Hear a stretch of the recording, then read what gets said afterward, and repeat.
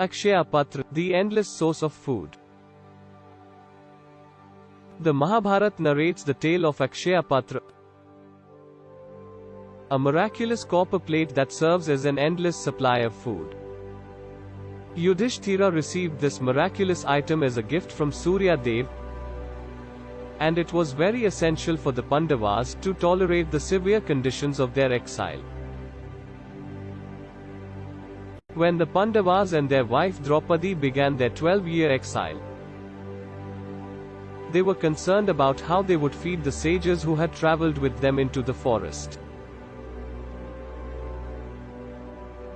As Lord Surya was the one who provided nourishment for all beings, Sage Dhaumya advised Yudhishthira to pray to him.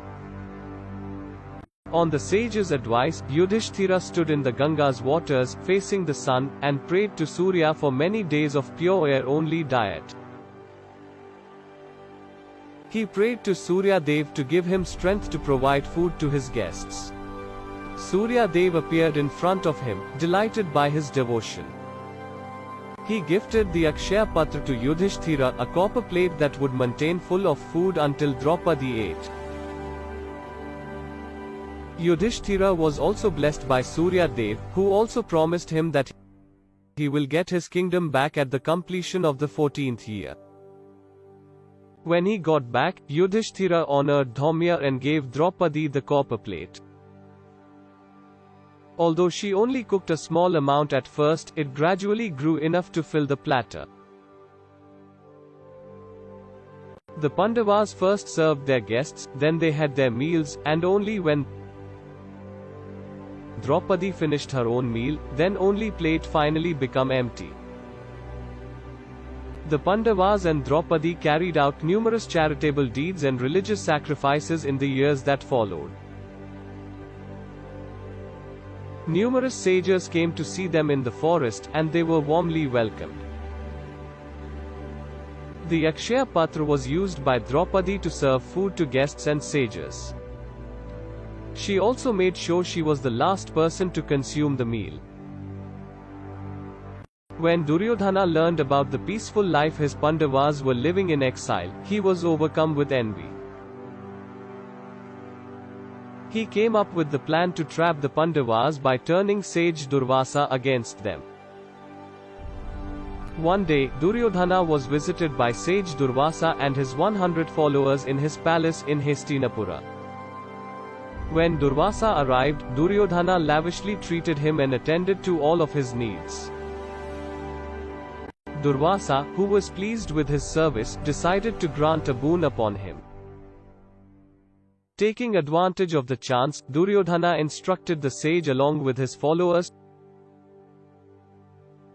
to visit the Pandavas in the forest in order to ask Yudhishthira for hospitality. But he made it clear that Durvasa may only come to their house after Draupadi had eaten her meal. Duryodhana was certain that Durvasa would curse the Pandavas if they neglected to feed him because he was aware of the sage's reputation for his anger. After Draupadi had finished her meal, Durvasa arrived at Yudhishthira's hermitage with his disciples. With appropriate honor, Yudhishthira greeted the sage and his disciples. Before their meal, Durvasa and his followers went to take a bath in the local river. Draupadi started to worry as she counted their visitors in the meantime. The Akshaya Patra was empty and she had already eaten her meal.